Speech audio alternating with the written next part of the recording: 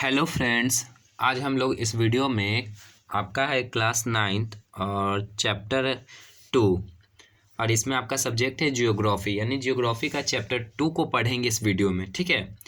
और इस चैप्टर का नाम है भौतिक स्वरूप, संरचना एवं उच्चावच। तो इसमें आज हम लोग इंडिया के बारे में पढ़ेंगे। ठीक है। इसमें देखिए भौतिक स्वरूप में पढ़ेंगे संरचना। ठीक है, मतलब कि बनावट, मतलब भारत की बनावट कैसी है। ठीक है, भारत की बनावट कैसी है, किसी भी चीज़ की बनावट होती है ना, लंबा गोल चौड़ा, उसी तरह भारत की बनावट कैसी है, संरचना का मतलब। और उच्चावच का मतलब हो गया आपका ऊंचा और नीचा। उच्चावच का मतलब क्या होता है, ऊंच या नीच होता है। ठीक है, ऊंच नीच होता है उच्चावच का अर्थ। तो इसमें हम मेन रूप से क्या इंडिया के बारे में पढ़ेंगे। ठीक है, कि इंडिया का बनावट कैसा है और जो इंडिया का ज़मीन है वो सारी जगह क्या है, बराबर नहीं है, मैदान की तरह प्लेन नहीं है। ठीक है, चलिए अब हम लोग इस वीडियो को शुरू करते हैं। आप लोग कॉपी किताब लेकर बैठ जाइए ताकि जो हम लिखे तो आप उसे कॉपी में उतार लें। चलिए, हमारे देश का आकार विशाल है। ठीक है, हमारे देश यहाँ क्या है, भारत। भारत देश का आकार विशाल है। ठीक है, भारत बहुत बड़ा है। पूछेगा आपसे कि भारत का क्षेत्रफल कितना है। ठीक है, भारत का क्षेत्रफल कितना है, तो आपका जो भारत का क्षेत्रफल है वो 32 लाख। ठीक है, भारत का क्षेत्रफल कितना है, 32,87,263 वर्ग किलोमीटर है। ठीक है, भारत का क्षेत्रफल कितना है, 32,87,263 वर्ग किलोमीटर, ये भारत का एरिया है। ठीक है, अब देखिए जो ये भारत है ये विश्व का 7वां सबसे बड़ा देश है। ठीक है, क्षेत्रफल की दृष्टि से, एरिया के अकॉर्डिंग ये विश्व का कौन सा है, 7वां सबसे बड़ा देश। अब पूछेगा आपसे कि विश्व का पहला सबसे बड़ा देश कौन है। ठीक है, कि 1 नंबर पर विश्व का यानी सबसे बड़ा देश कौन है, तो आपका है रूस। विश्व का सबसे बड़ा देश कौन है, रूस, जिसे हम लोग रशिया भी कहते हैं।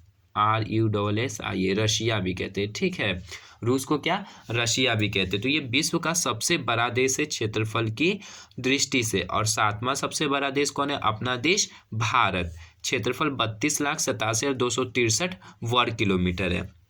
अब देखिए, अब आपसे क्वेश्चन पूछेगा कि विश्व का 8वां सबसे बड़ा देश बताइए। विश्व का 8वां सबसे बड़ा देश बताइए। तो विश्व का 8वां सबसे बड़ा देश यानी कि भारत के बाद कौन सा ऐसा देश है जो दुनिया का सबसे बड़ा देश है भारत के बाद। ठीक है, तो वो है आपका अर्जेंटीना। ठीक है, अर्जेंटीना विश्व का 8वां सबसे बड़ा देश है क्षेत्रफल की दृष्टि से, जिसकी राजधानी क्या है, ब्यूनस आयर्स। ठीक है, इसकी राजधानी ब्यूनस आयर्स है, किसका, अर्जेंटीना की राजधानी। यहाँ पर यहूदी धर्म के लोग रहते हैं अर्जेंटीना में, इसे याद रखिएगा। अब देखिए आगे, जिसके कारण इसके भौतिक स्वरूप में विविधता पाई जाती है। कहीं ऊंचे ऊंचे विशाल पर्वत है। ठीक है, भारत में कहीं ऊंचे ऊंचे विशाल पर्वत है तो दूसरी ओर पठारी भाग है। अब देखिए कि इंडिया में आपको पर्वत और पठार कहाँ मिलते हैं। ठीक है, तो आपको इंडिया यानी कि भारत के उत्तर में क्या है, हिमालय पर्वत श्रेणी है। ठीक है, भारत के उत्तर में क्या है, हिमालय पर्वत श्रेणी। और भारत का जो दक्षिण वाला एरिया है वो मेन रूप से पठारी इलाका है। ठीक है, मेन रूप से क्या है, पठारी एरिया। तो कहेगा कि हिमालय पर्वत जो है वो कहाँ है, भारत के उत्तर में। अब देखिए हम इसको आपको मैप के थ्रू बताते हैं। ठीक है, देखिए ये जो ब्राउन कलर से आप देख रहे हैं, कलर किया हुआ है ये मैप पर ब्राउन कलर से, ये पूरा क्या है, हिमालय पर्वत श्रेणी। ठीक है, इसमें आपको हम आगे सब कुछ बताते हैं। ये ब्राउन कलर से जो आप देख रहे हैं किया हुआ मैप पर, ये है आपका क्या, ये जो है ये आप देख रहे हैं ये फिजिकल मैप है। ठीक है, फिजिकल मैप में हम सब पहाड़ पठार को पढ़ते हैं, पर्वत को।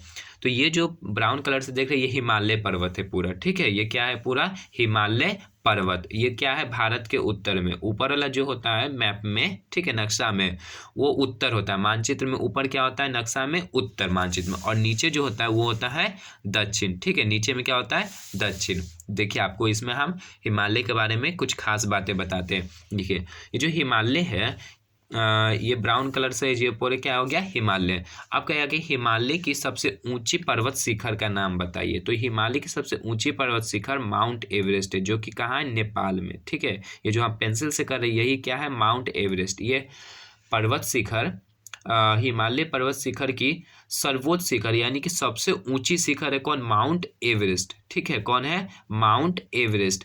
ये कहाँ है आपका? पड़ता है नेपाल में। ठीक है, ये वाला जो आप देश देख रहे हैं ये नेपाल है। ठीक है, ये वाला देश जो देख रहे हैं ये क्या हो गया आपका?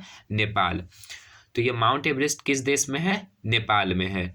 अब कहेगा कि माउंट एवरेस्ट, ठीक है, माउंट एवरेस्ट की ऊंचाई कितनी है? तो माउंट एवरेस्ट की ऊंचाई 8,848.86, ठीक है, 86 मीटर है, यानी कि 848.86 मीटर है। ठीक है, माउंट एवरेस्ट का। और ये किस देश में पड़ता है? आपका नेपाल में पड़ता है माउंट एवरेस्ट। अब कहेगा कि हिमालय पर्वत की दूसरी सबसे ऊंची शिखर का नाम बताइए, मतलब कि दूसरी सबसे ऊंची चोटी का नाम बताइए। तो दूसरी सबसे ऊंची चोटी है वो है आपका K2। ठीक है, इसका नाम क्या है? K2। ये पर्वत हिमालय पर्वत की दूसरी सबसे ऊंची चोटी है। कौन है? K2। ठीक है, अब कहेगा K2 की ऊंचाई कितनी है? तो 8,611 मीटर है। K2 की ऊंचाई कितनी है? 8,611 मीटर है K2 की ऊंचाई। ठीक है, यह हिमालय की दूसरी सबसे ऊंची पर्वत शिखर है। अब यहाँ जो आप सिक्किम में देख रहे हैं ये छोटा सा पहाड़ आपको बनाया हुआ पर्वत शिखर, इसका नाम है कंचनजंगा। ठीक है, इसका नाम क्या है? कंचनजंगा। और कंचनजंगा की ऊंचाई आपको कमेंट करके बताना है। ठीक है, कंचनजंगा की ऊंचाई आपको कमेंट करके बताना है। और ये कंचनजंगा देखिए, जो आप 100 रुपये का पुराना नोट देखते हैं, ठीक है, बड़ा वाला जो नोट आप देखते हैं ब्लू कलर का पुराना वाला 100 का नोट, उस पर जो आप पीछे पिक्चर देखते हैं पर्वत का, वो है क्या?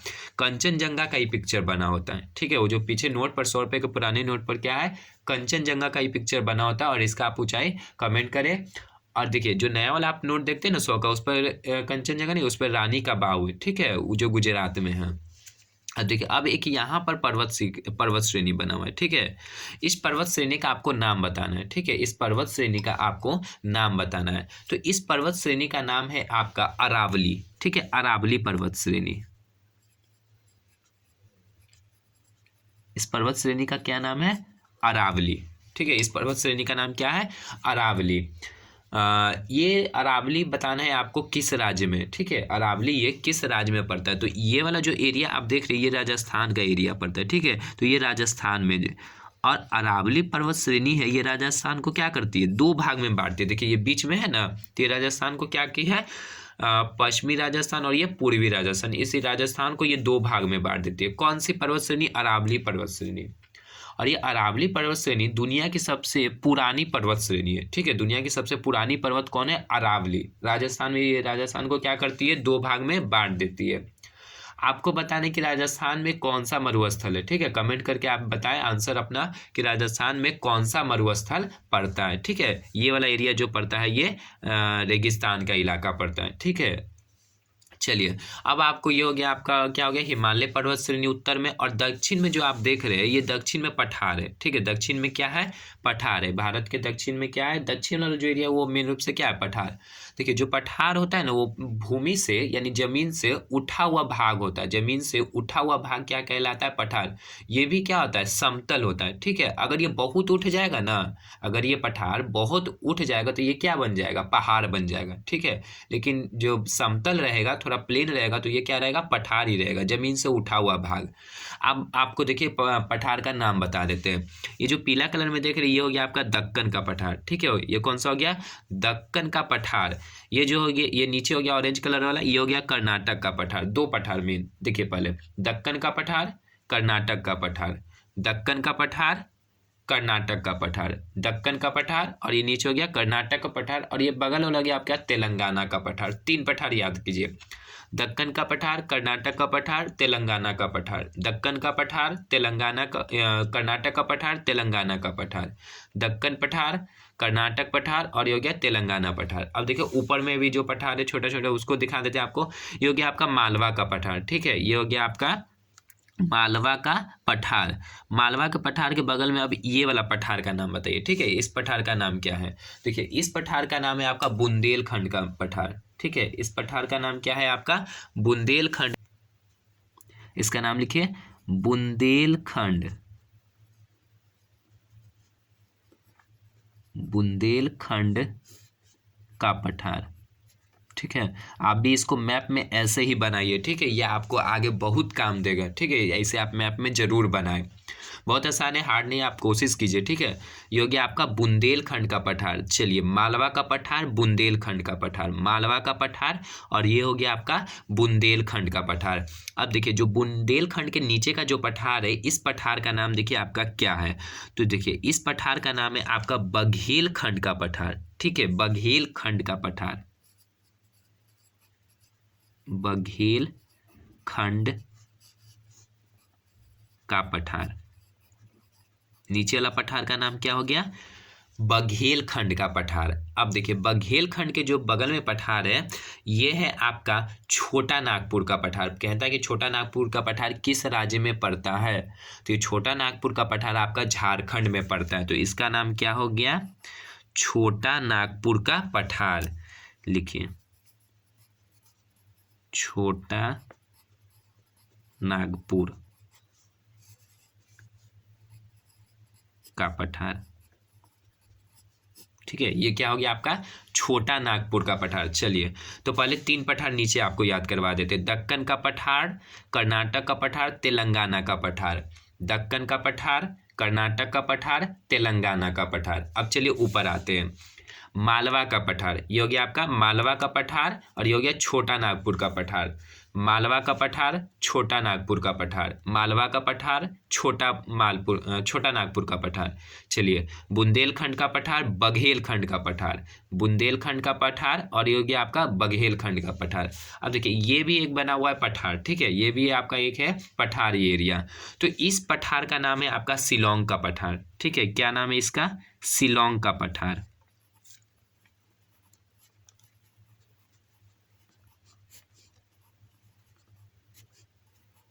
शिलोंग का पठार। देखिए, आप जो ये भारत के बीच से ये जो रेखा आप गुजरते हुए देख रहे हैं, ये 8 राज्य से गुजर रहा है, ठीक है। जो ये आप रेखा देख रहे हैं, भारत के बीचों बीच से गुजर रही है। आपको इसका कमेंट में इस रेखा का नाम बताना है, ठीक है, जो भारत को 2 भाग में बांट रही है। भारत को उत्तरी भारत और दक्षिणी भारत, उत्तरी भारत और दक्षिणी भारत, ये क्या करिए रेखा भारत को 2 भाग में। इस रेखा का नाम आपको कमेंट में करके बताना है। चलिए आगे बढ़ते हैं। तो क्या कह रहा है, कहीं ऊंचे ऊंचे विशाल पर्वत दूसरी और पठारी भाग एवं दूर दूर तक चौरस दिखाई देने वाले विशाल मैदान फैले हैं। अब आपको इसमें दिखा देते हैं मैदान, ठीक है।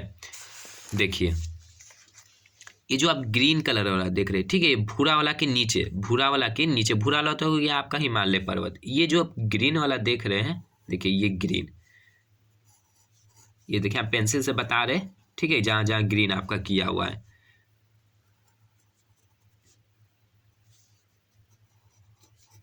ये जितना भी आप ग्रीन वाला जो देख रहे हैं, ये आपका है मैदानी इलाका, ठीक है। ये बहुत ही उपजाऊ है। ये जो आप देख रहे ग्रीन कलर का, ये बहुत ही उपजाऊ भूमि है, ठीक है। और ये कहलाता है उत्तर का विशाल मैदान, ठीक है। ये क्या हो गया, उत्तर का विशाल मैदान, तो बहुत उपजाऊ है, ठीक है। ये सिंधु गंगा सिंधु के नदियों के और उसकी सहायक नदियों से बना हुआ है, ठीक है। गंगा, ये आपके आगे आपको हम बताया जाएगा, ठीक है, इसी चैप्टर में बताया जाएगा। गंगा सिंधु नदियों के और उसकी सहायक नदियों से ये बना हुआ मैदान है, ठीक है। ये बहुत ही उपजाऊ मैदान है, ठीक है। ये क्या हो गया, उत्तर का विशाल मैदान, ठीक है, उत्तर का विशाल मैदान। तो ये हो गया आपका पर्वत मैदान पठार, पर्वत मैदान पठार, पर्वत मैदान और पठार, ठीक है। इसे आप मैप में जरूर ऐसे ही बनाकर रखें।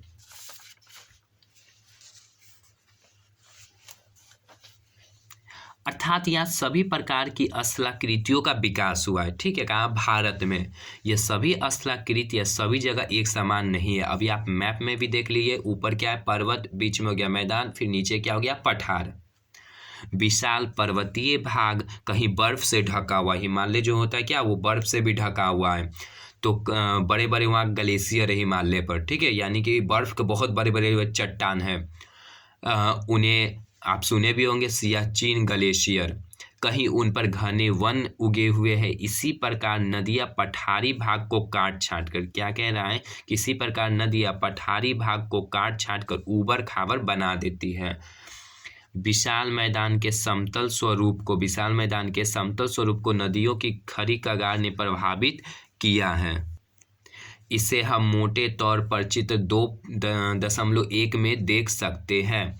भारत का वर्तमान भौतिक रूपरेखा तैयार होने में करोड़ों वर्ष लग गए हैं। यहाँ कहने का मतलब कि जो आप भारत अभी देख रहे हैं, पर्वत, बीच में मैदान, फिर नीचे पठार, ये भारत पहले ऐसा नहीं था। ठीक है, भारत पहले ऐसा नहीं बना था।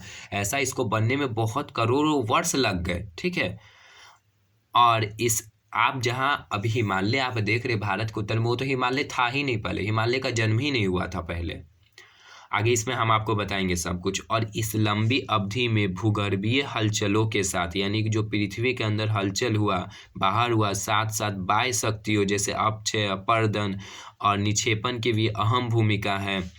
निक्षेपण का मतलब जो जमा होकर के बनता है। ठीक है, देखिए अब ये हो गया, ये भारत का ही बताया गया है। ठीक है, ये हो गया कश्मीर घाटी, हिमालय, गंगा का सिंधु मैदान जो बीच वाला आपको बताया, मालवा का पठार भी बता दिया आपको, दक्कन का पठार बता दिया आपको। मालवा के पठार के नीचे क्या है, दक्कन का पठार। फिर हो गया आपका नीलगिरी की पहाड़ी नीचे है, ये भी आपको बताएंगे आगे। और फिर है कन्याकुमारी और हिंद महासागर नीचे। ये भारत के दक्षिण में कौन सा महासागर है, हिंद महासागर। इसको याद रखिएगा, भारत के दक्षिण में क्या है, हिंद महासागर। देखिए ये जो नीचे वाला है एरिया, ये हो गया आपका हिंद महासागर का। ठीक है, ये जो ये नीला नीला देख रहे हैं, ये सारा पानी है। ठीक है, सब क्या है, पानी। तो भारत के दक्षिण में कौन सा महासागर है, हिंद महासागर। और ये हिंद महासागर का नाम अपने देश के नाम पर ही पड़ा हुआ है, इसको भी याद रखिएगा। कि कहेगा किस महासागर का नाम अपने देश के नाम पर पड़ा है, तो वह है आपका हिंद महासागर। और कहेगा कि दुनिया का, विश्व का सबसे बड़ा महासागर कौन सा है, विश्व का सबसे बड़ा महासागर, विश्व का सबसे बड़ा एवं गहरा महासागर। ठीक है, तो इसका आंसर आपका हो जाएगा प्रशांत महासागर। ठीक है, प्रशांत महासागर ये विश्व का सबसे बड़ा और सबसे गहरा महासागर है। कौन है, प्रशांत महासागर। और दूसरा सबसे बड़ा महासागर है अटलांटिक महासागर। ठीक है, दूसरा सबसे बड़ा महासागर कौन सा है, अटलांटिक महासागर। चलिए आगे बढ़ते हैं अब हम लोग। तो क्या कह रहा है कि इस लंबी अवधि हलचलों के साथ साथ बाह्य शक्तियों जैसे अपक्षय, अपरदन और निक्षेपण की भी अहम भूमिका रही है। भूगर्भ शास्त्रियों ने भारत के भौतिक स्वरूप के निर्माण में, ठीक है, जो भारत बना है, जैसा आप रूप देख रहे हैं भारत का, को निर्माण को बताने की कोशिश की है। इस संदर्भ में आपको नहीं दिख रहा होगा, बुक ऊपर कर देते। इस संदर्भ में कई सिद्धांत प्रचलित है, किंतु वर्तमान में अधिकतर भूगर्भ शास्त्रियों ने, ठीक है, जो पृथ्वी के वैज्ञानिक होते हैं, ने प्लेट विवर्तनिक सिद्धांत, अब देखिए ये क्या है, प्लेट विवर्तनिक सिद्धांत, plate tectonic theory, plate tectonic theory पर सहमति दी है। ठीक है, बहुत सारे लोग जो पृथ्वी आप देख रहे हैं, देखिए पृथ्वी पर जितने भी आप जमीन देख रहे हैं ना, टोटल कितने महादेश है, महाद्वीप कितने हैं, 7। ये सातों महाद्वीप क्या थे, एक जगह थे। सारे महाद्वीप पृथ्वी पर क्या थे, सब एक दूसरे से जुड़े हुए थे, सब एक जगह थे। ठीक है, सारे महाद्वीप, सातों महाद्वीप।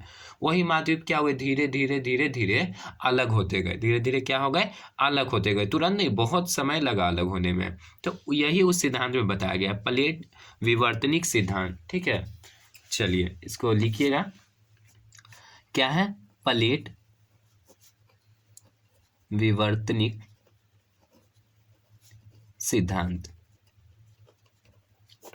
इसमें देखिए क्या बताया गया है, इस सिद्धांत के अनुसार संपूर्ण भूप्रॉपर्टी, ठीक है, यानी पृथ्वी का जो ऊपर वाला आप जमीन देख रहे हैं, ठीक है, संपूर्ण भूप्रॉपर्टी कई प्लेटों में विभाजित है। इस सिद्धांत के अनुसार क्या है, भूप्रॉपर्टी, सिद्धांत के अनुसार पृथ्वी पर जितने पृथ्वी का संपूर्ण तो क्या है, संपूर्ण भूप्रॉपर्टी कई प्लेटों